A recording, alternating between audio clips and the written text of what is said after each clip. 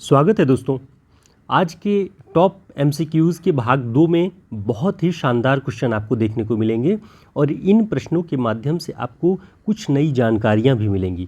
तो तैयार रहिए और नोट भी कर लीजिएगा। सबसे पहले चैनल को सब्सक्राइब कर लीजिए और वीडियो को लाइक कर दीजिएगा।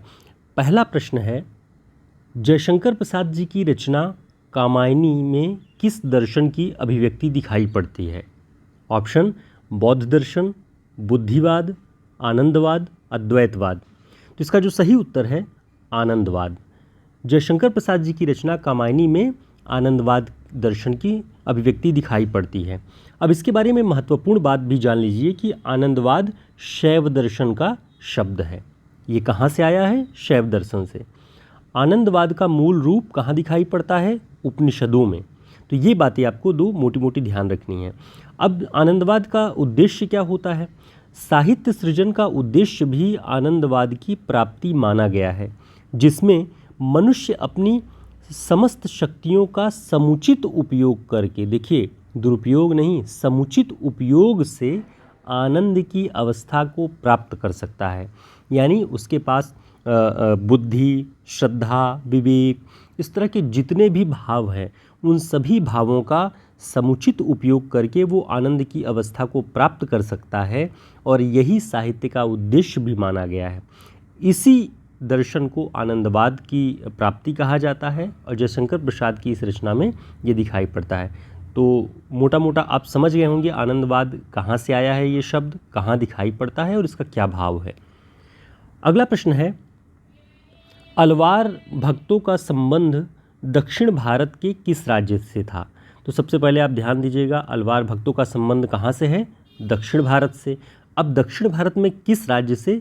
तो ऑप्शन कर्नाटक, आंध्र प्रदेश, केरल, तमिलनाडु। तो इसका सही उत्तर बताएं क्या होगा? इसका सही उत्तर होगा केरल। अलवार भक्तों का संबंध दक्षिण भारत के केरल प्रांत से था। अब महत्वपूर्ण बात देखते हैं कि अलवार किसे कहते हैं। अलवार उसे कहते हैं जिसे ईश्वर का सहज साक्षात प्राप्त हो, यानी जिसने सहज रूप से ही ईश्वर का साक्षात्कार कर लिया हो, उसे ईश्वरीय ज्ञान की प्राप्ति हो गई हो, वो उसे अलवार कहा जाता था। ये भक्त कवि दक्षिण के पुराने वैष्णव संत थे। तो ये ध्यान रखिएगा, शैव भक्त नहीं थे, शैव संत नहीं थे, शाक्त नहीं थे, ये वैष्णव थे। पुराने वैष्णव माने जाते हैं ये दक्षिण के। अलवारों के इस ग्रंथ में जितने भी अलवारों के ग्रंथ प्राप्त हुए हैं अलवार संतों के, भक्तों के, उसमें भगवान विष्णु और उनके अवतार कृष्ण या राम जो भी हैं उनके प्रति उत्कृष्ट प्रेम है उसकी अभिव्यक्ति दिखाई पड़ती है, उत्कट प्रेम। ठीक है। और एक महत्वपूर्ण बात कि रामानुजाचार्य भी इन्हीं परंपरा, अलवारों की परंपरा में आते हैं। ठीक, ये महत्वपूर्ण बातें थी जो आपके लिए नई रही होंगी और जो आप जानते होंगे वो तो आपके नॉलेज में फिर से फीडबैक होगा ही, तो ध्यान रखिएगा। अगला प्रश्न है, हिंदी में शुद्ध व्यावहारिक आलोचना का सूत्रपात किस युग से हुआ? हिंदी में शुद्ध व्यावहारिक आलोचना, ऑप्शन भारतेंदु युग, द्विवेदी युग, शुक्ल युग, प्रगतिवादी युग। तो इसका जो सही उत्तर है वह है भारतेंदु युग। भारतेंदु युग से ही आलोचना का सूत्रपात, जो आधुनिक आलोचना समालोचना का दौर है, वो माना जाता है और शुद्ध व्यावहारिक आलोचना का भी सूत्रपात इसी दौर में हुआ। ठीक, ये ध्यान रखना है आपको। अगला प्रश्न महत्वपूर्ण है और इसमें कुछ लोगों को कन्फ्यूज़न भी रहती है, क्योंकि हमने अपनी जो पिछली क्लास पढ़ाई थी उसमें कुछ लोगों को भ्रम हुआ कि सर नागरी पिछाड़ी सभा की स्थापना तो 1893 में हुई थी, तो आप क्या बता रहे हैं? जबकि हमने बताया था नागरी पिछाड़ी पत्रिका के बारे में। ध्यान दीजिएगा, नागरी पिछाड़ी सभा 1893 में स्थापित हुई, लेकिन पत्रिका का प्रकाशन कब होता है? 1896 में। यानी 93 में जब नागरी पिछाड़ी सभा की स्थापना हुई, उसके 3 वर्ष पश्चात नागरी पिछाड़ी पत्रिका की शुरुआत की गई 1896 में। ये बात आप ध्यान रखिए, दोनों बातें हमने यहाँ पे नोट कर लिए, आप इसको देख लीजिएगा। ठीक है। अगला प्रश्न है, समालोचक पत्रिका के प्रथम संपादक कौन थे? ऑप्शन रांगे राघव, रामविलास शर्मा, चंद्रधर शर्मा गुलेरी, राजेंद्र यादव। तो इसका जो सही उत्तर है चंद्रधर शर्मा गुलेरी। गुलेरी जी ने ही समालोचक पत्रिका का आरंभ किया था।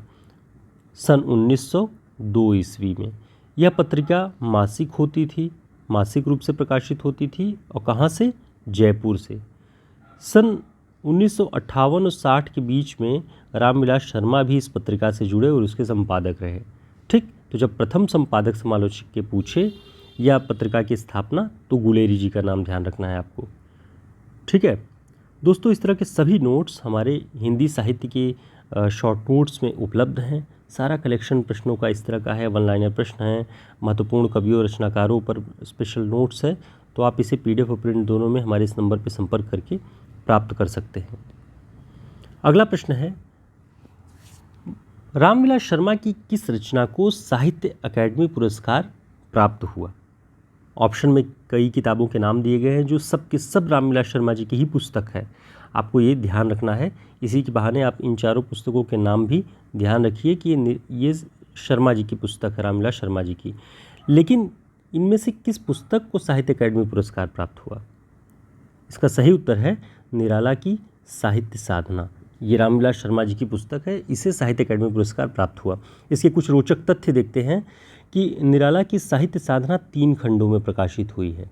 ध्यान रखिएगा, इस पुस्तक के 3 खंड हैं और 1969, 72 और 76 में इन तीनों खंडों का प्रकाशन हुआ है। तो 1969 से 1976 इस पुस्तक का रचना काल माना जाता है, ध्यान रखिएगा। ठीक है, 1969 से 1976। कभी कभी पूछ लेता है कि निराला की साहित्य साधना जो पुस्तक है इसका टाइम पीरियड क्या है? तो पहला खंड 69 में, दूसरा 72 में, तीसरा 76 में, तो कुल मिला के 1969 से 1976 भी कभी कभी ऐसा दे देता है। तो आपको इस तरीके से भी इसे ध्यान रखना है। यह जीवनी विधा की रचना है मानी जाती है। ठीक, इस कृति को 1970 में साहित्य अकादमी पुरस्कार प्राप्त हुआ। ठीक है, ये आपको ध्यान रखना है कि साहित्य अकादमी पुरस्कार इसे कब मिला? 1970 में। अगला प्रश्न है, आचार्य हजारी प्रसाद द्विवेदी जी के आदर्श कवि कौन थे? ऑप्शन में नागार्जुन, चंद्रवरदाई, कबीरदास, तुलसीदास। तो इसका जो सही उत्तर है वह है कबीरदास। गोस्वामी तुलसीदास जी को अपना आदर्श कवि मानते हैं आचार्य रामचंद्र शुक्ल, लेकिन कबीरदास को आचार्य हजारी प्रसाद द्विवेदी जी अपना आदर्श कवि मानते हैं और उन पर एक पुस्तक भी लिखते हैं कबीर नाम से 1941 में। ये आपको ध्यान रखना है। ठीक, अगला प्रश्न है, आचार्य रामचंद्र शुक्ल जी की समीक्षा का आधार क्या है? वो अपनी समीक्षा में आधार क्या लेते हैं? ऑप्शन जाति गौरव, देशभक्ति, रस सिद्धांत की मनोवैज्ञानिक व्याख्या, समाज को केंद्र में रखती प्रगतिवादी विचारधारा। उनकी समीक्षा का आधार क्या है? तो इसका जो सही उत्तर है वह है रस सिद्धांत की मनोवैज्ञानिक व्याख्या। आचार्य शुक्ल ने अपनी समीक्षा के दौरान पूरा का पूरा जो उनका फोकस रहा वो रस सिद्धांत पर रहा और उनकी भी व्याख्या मनोवैज्ञानिक ढंग पे वे करना चाहते थे। इसलिए इन्होंने मनोविकारों पर आधारित बहुत सारे निबंध लिखे हैं। क्रोध, है ना, इस तरह की जो आप निबंध देखेंगे चिंतामणि में संकलित, वो सारे के सारे निबंध मनोविकारों पर हैं। तो जो भी रस की प्राप्ति मनुष्य को होती है, जिस भी रस की, उसकी मनोवैज्ञानिक व्याख्या इनकी समीक्षा का आधार था। दोस्तों, अगर आपको हमारे प्रैक्टिस सेट उपयोगी लगते हैं, हमारा प्रयास आपको अगर अच्छा लगता है तो वीडियो को लाइक ज़रूर कर दीजिएगा, चैनल को सब्सक्राइब कर लीजिए। इससे हमें ये अनुमान होता है कि हम जो प्रयास कर रहे हैं वो आपके लिए उपयोगी है। तो वीडियो को एक लाइक तो बनता है।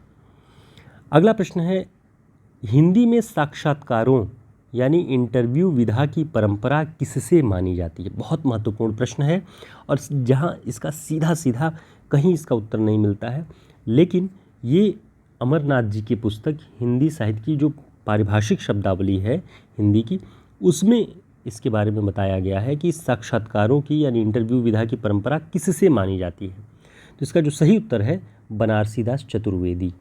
ठीक है, बनारसीदास चतुर्वेदी जी एक पत्रिका भी निकालते थे, विशाल भारत।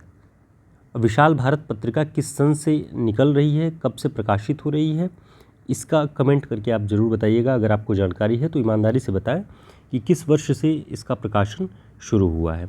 ठीक, तो विशाल भारत पत्रिका बनारसीदास चतुर्वेदी का है। इस पत्रिका में उनके 2 साक्षात्कार प्रकाशित हुए। उन्होंने अपने 2 साक्षात्कार प्रकाशित किए। पहला, रत्नाकर जी से बातचीत, जगन्नाथ दास रत्नाकर जी से बातचीत 1931 में। और दूसरा प्रेमचंद जी के साथ 2 दिन 1932 में। ये उत्तर प्रदेश उच्चतर शिक्षा सेवा आयोग की असिस्टेंट प्रोफेसर की परीक्षा में लगा हुआ पाठ्यक्रम में ये पुस्तक लगी गई है इंटरव्यू की, प्रेमचंद जी के साथ 2 दिन। ठीक, तो यहाँ से इंटरव्यू विधा की शुरुआत मानी जाती है। अंतिम प्रश्न है हमारे 10 प्रश्नों की जो प्रैक्टिस सेट होती है, प्रतिदिन हम लेकर के आते हैं आपके मूल्यांकन के लिए, आप इससे स्व मूल्यांकन भी कर सकें। उसका अंतिम प्रश्न है, अनुभूति की प्रामाणिकता या भोगा हुआ यथार्थ शब्दों का प्रयोग किस कविता आंदोलन से उत्पन्न माना जाता है? यानी किस कविता आंदोलन के लिए सर्वाधिक प्रयोग हुआ इन 2 टर्म्स का, अनुभूति की प्रामाणिकता और भोगा हुआ यथार्थ? तो इसका जो सही उत्तर है वह है नई कविता। इन दोनों शब्दों का जो जन्म है वो नई कविता की कोख से माना जाता है। तो ये दोनों शब्द नई कविता से जुड़े हैं। नई कविता 1954 से मानी जाती है इसका आरंभ इस आंदोलन का, ये भी ध्यान रखिएगा। नई कविता और नई कहानी, इन दोनों में लोग कंफ्यूज होते हैं, आपको कंफ्यूज नहीं होना है। नई कविता 1954 में और नई कहानी 1956 में, ये आपको ध्यान रखना है, जिससे आप गलतियां नहीं करेंगे और आसानी से सारे सवाल आपके सही होंगे। तो दोस्तों, ये 10 प्रश्नों का प्रैक्टिस सेट जो प्रतिदिन हम लेकर के आते हैं, इस पर आपकी क्या राय है? आप अपनी राय ज़रूर बताएं और आपके लिए कितना उपयोगी है, आप कितनी नई जानकारियाँ आपको इससे मिल पाती हैं। हमारा प्रयास यही रहता है कि हर एक प्रैक्टिस सेट से आपको कुछ महत्वपूर्ण पॉइंट्स भी मिलें, इसलिए हम जो कलरफुल ब्लॉक्स हैं उन सब ब्लॉक में आपको कुछ नई जानकारियाँ भी देते हैं। फिर मिलते हैं एक नई वीडियो के लिए, तब तक के लिए नमस्कार, शुभकामनाएं।